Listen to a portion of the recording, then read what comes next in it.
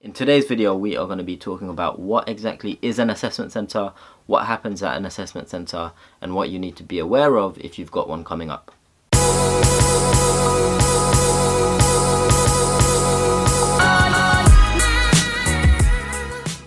What is going on YouTube? Welcome back to the channel. For those of you that are new here, my name is Afzal Hussain, and you can find out a bit more about me through the social media links below, or you can check out my website, which is www.afzalhussain.com. If you aren't already, do consider following me on LinkedIn, and if you want to have an influence on the content I produce every week for this YouTube channel, do follow me on Instagram. Last week's video touched on how to know if an interview is going well, so if you haven't seen it already, make sure you check it out. Now in this week's video, we are going to be talking about assessment centres. What is an assessment centre? What actually happens in an assessment centre? How do they assess you? Why do they do these things? How long are the assessment centres, etc.? What can you expect from the day? So many of you have probably been on assessment centres before, but I'm sure there are many of you who haven't, and so I wanted to do a video on what exactly these assessment centres are and what they consist of. Now if you already know what an assessment centre is and you'd like me to do a video on how to ace an assessment centre, so go to an assessment centre and crush it in order to secure an offer, make sure you like this video and leave a comment below, and if there's enough demand, then I'll be sure to make that video before you know it. First and foremost, oh my, someone is drilling.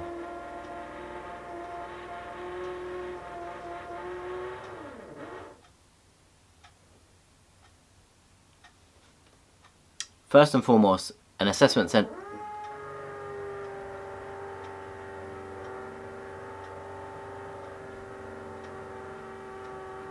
An assessment centre is basically the opportunity for a company to see students or potential candidates in a working environment and to identify how they work with other individuals.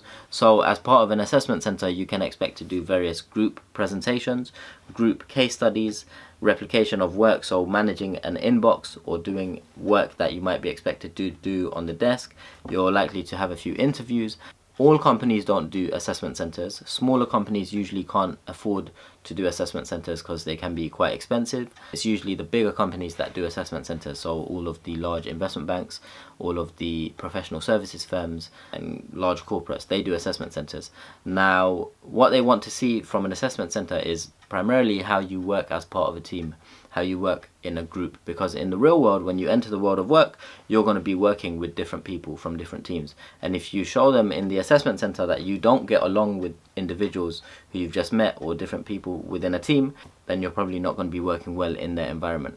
An assessment centre gives the employer the opportunity to see if you fit their culture, how you operate within a group setting, or how you operate when a task is given to you. Some companies also don't do assessment centres. So for example, Goldman Sachs, they don't do assessment centres for candidates. They just make you have lots and lots of interviews, because they believe through interviews you can find out a lot more about a person, and if you're interviewing a candidate 15-16 times with different seniority individuals across the organisation, they will all be able to tell if that individual is the right fit for the company. Most assessment centres are usually either half a day or a full day long, and what you can expect is networking opportunities, various exercises which we'll touch on, lunch provided, and meeting lots of employees from different parts of the organisation. If you're applying for a role in the city and you're not from the city, don't worry about that, because all of the firms will cover your expenses, travel costs. If you need to stay at a hotel, they usually cover that, so don't worry about that. Assessment centres cover all of those costs. One thing to note is that in an assessment centre, it's going to be you and around 5 or 6 other candidates. So 5 or 6 candidates who are applying for the same role, and usually it's 1 or 2 of you out of that group that goes on to get an offer. My advice to you is focus on playing your role in the assessment centre, doing well on each of the different tasks and exercises, and don't come across too competitive or trying to throw people under the bus. Just go there and do what you got to do. If you're well prepared and you perform well on each of the exercises, you'll likely get the offer. Okay, first thing to expect from an assessment centre, some of them anyway, not all of them do this, is redoing the tests that you did online. So you might have, through the application process online, you might have been required to do some psychometric tests, whether it was numerical tests, which test your mathematical skills, logical reasoning tests, which test your pattern spotting skills, or verbal reasoning tests, which test your English and grammar and literature skills. You might be asked to do those tests in person using pen and paper rather than on a computer. So it's always good to be prepared for that. Similarly, you might be asked to do your situational judgment test. So those tests where you get asked a question, a situation in the working environment, and you get 4 options and you need to choose the best option, what you would do if you were in that situation. So the psychometric tests and situational judgment tests, you can be asked to redo them in the assessment center. So it's always good to be prepared for them. After you do the tests, you can expect your first exercise.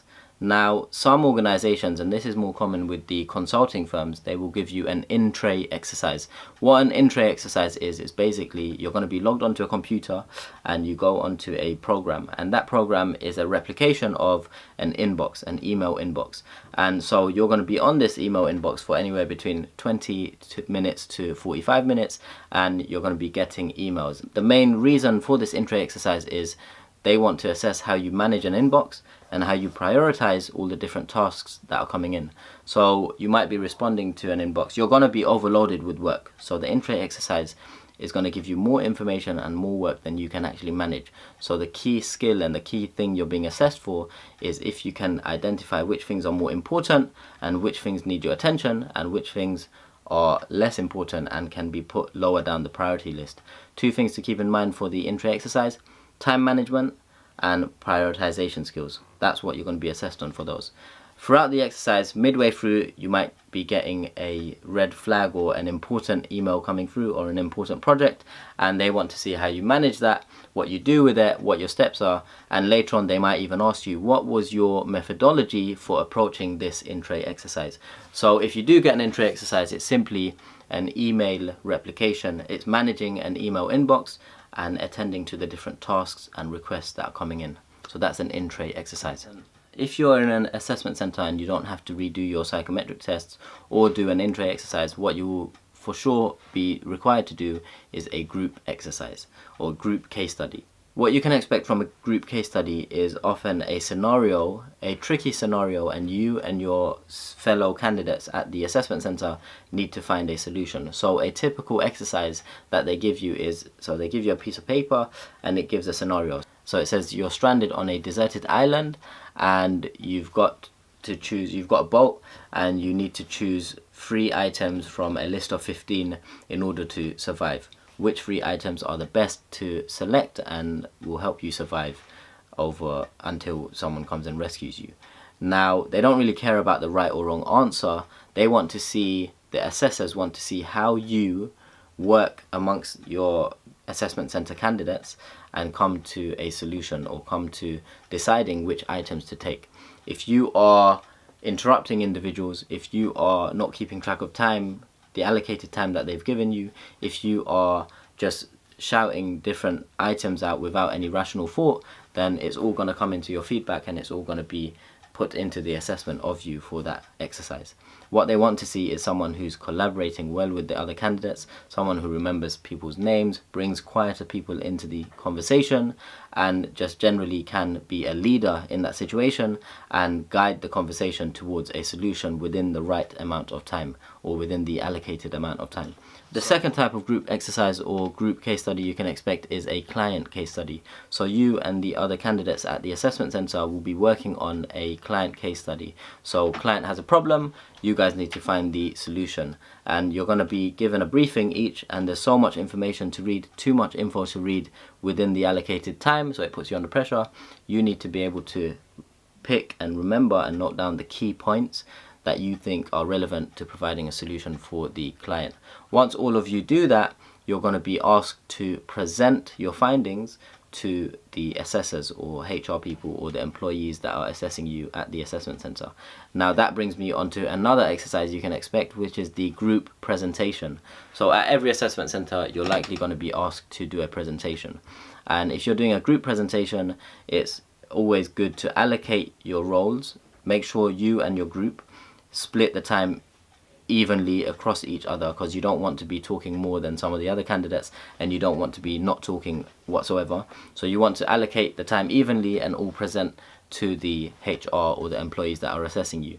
Similarly, if you don't get a group case study, you might be given an individual project or an individual case study where you need to do the same thing. You get a long brief, you need to go through it, find the important information, and then summarize that in order to provide a solution for the client's problem. Once you do that, as an individual, you're going to have to present to the HR people or the individuals assessing you, and you're going to be assessed on your presentation skills, public speaking skills. If you digested all of that chunky information and got across the key points, if your key points made sense, if your methods were right, if you make sense in your solution to the client, and in the end, if you provide a reasonable solution to that client. Because all of these case studies are actual real situations that have previously happened, and so they want to see how you would deal with these situations within the time limit that they've given you, which is usually not enough time for you. We've gone through the tests, the in-tray exercise, group case study, group exercise, group presentation, individual exercise or case study and presentation.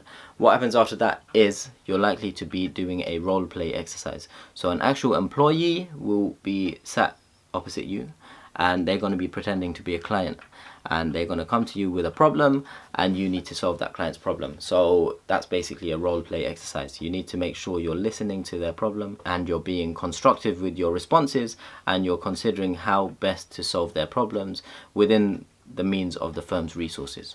So client comes to you with a problem, you're going to be acting as an employee of the firm, and you need to provide a solution to that client.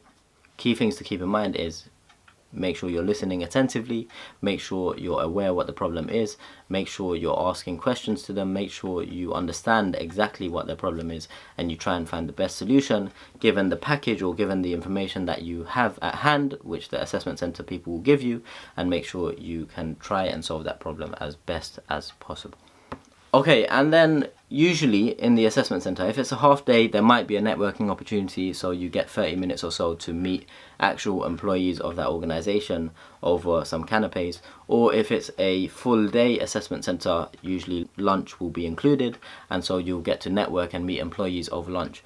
These are very important parts of the day because yes, it's more relaxed and it's not an interview. However, always consider yourself, from the minute you enter the building of the company to the minute you leave, you are being assessed. So what you say over networking, lunch, canapes, whatever it is, you're gonna be assessed. Like, people keep their eyes and ears peeled to try and catch you off guard, to see if you get too relaxed or too comfortable. See yourself as being assessed throughout the whole day. So make sure you don't slip up, make sure you don't say anything silly, make sure you don't, come across as too relaxed and not genuinely interested in the role, because throughout these interactions, HR will probably ask the employees, did any candidate stand out for the right or wrong reasons? And so you want to be in the good pile as opposed to the negative.